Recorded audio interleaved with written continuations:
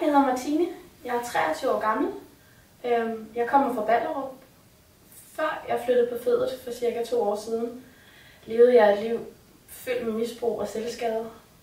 Jeg er opvokset med en masse omsorgssvigt og har mange selvmordsforsøg bag mig. Jeg var i et sted i mit liv, hvor jeg havde utrolig meget brug for hjælp. Det tog mig rigtig længe at komme dertil, hvor jeg indså det. Jeg havde flere forskellige fagpersoner, der prøvede at banke ind i hovedet på mig, hvor alvorligt det egentlig var. Selv efter abstinenskramper forstod jeg ikke alvoren i det. På et tidspunkt gik det op for mig, hvor alvorligt det egentlig var, og jeg indså, at hvis jeg ikke gjorde noget, så dør jeg rent faktisk i det her. Så jeg valgte at ringe til min sagsbehandler, som havde prøvet ihærdigt i lang tid, og få mig væk. Og sige til hende, at nu var jeg klar, nu skulle jeg have noget hjælp, nu skulle jeg væk. Det tog heldigvis ikke lang tid. De stod alle sammen med armene i vejret og jublede over, at nu var jeg endelig klar. Så jeg tog op til Nordjylland med min sagsbehandler og så Fedet. For inden jeg kom op på Fedet, der var jeg inde på hjemmesiden og kigge. Jeg blev faktisk skræmt helt vildt. Ikke nok med tanken om, at jeg skulle på opholdssted, men også, at jeg skulle bo på noget, der lignede et gammelt plejehjem, sammen med en masse tosser. Det var ikke lige det, jeg havde i planerne. Men jeg kom op og kiggede, og allerede da jeg åbnede døren, og faldt de fordomme fuldstændig til jorden. Mit virkelighedsbillede var på ingen måde det samme, som den reelle virkelighed egentlig var. Huset, det var overhovedet ikke et plejehjem. Det var faktisk ret nymoderne med nye lædermøbler og ja, alt andet end hvad jeg havde troet. Og personalet, de var jyske, de var smilende, de var glade.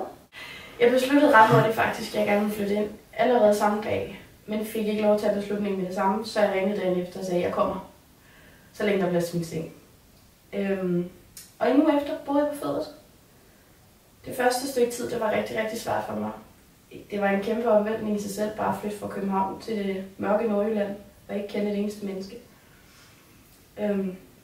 Men jeg blev mødt med specielt mine kontaktpersoner, med stor omsorg, og nogle mennesker, der faktisk lyttede på mig for første gang.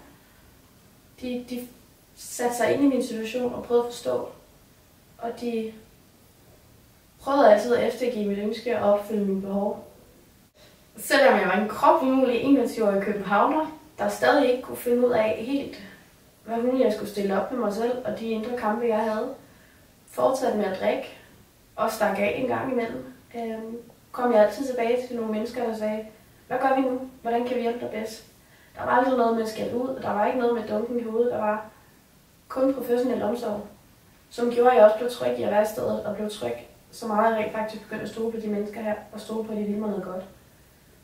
Og det var nok en af de ting, der gjorde, at jeg sidder, som jeg gør nu.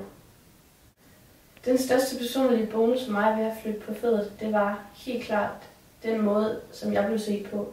Jeg var ikke længere bare til pærnummer, der skulle gemmes væk under gulvtæppet og dopes med en masse medicin. Men jeg blev mødt som et menneske. Ikke som en sygdom, men som et menneske, hvor de havde forståelse for, hvorfor jeg agerede, som jeg gjorde, hvorfor jeg sagde, som jeg gjorde, og nogle gange også mine mangler på reaktioner. Og det pludselig at blive set med de øjne og en forståelse, det gav mig troen på, at selvfølgelig kan det lade sig gøre. Og selvfølgelig er jeg et menneske, der har lige så meget ret, som de andre har. Jeg skal ikke bare gemmes væk. Jeg skal lære det. Jeg føler lidt, at jeg er startet fra bunden af, og jeg skulle kravle op. Jeg har fået en hel masse hjælp. Og nu har jeg det sådan lidt, at the sky is the limit. Jeg vælger selv. Jeg er snart færdig med mit første år på HF, og har taget nogle enkelte fag før det. Stort set alle sammen med topkarakter. Nu er dørene simpelthen bare åbne. Og jeg flyttede i min egen lejlighed. For mig var Fedet det helt store vendepunkt, og helt klart det, der har været mit liv.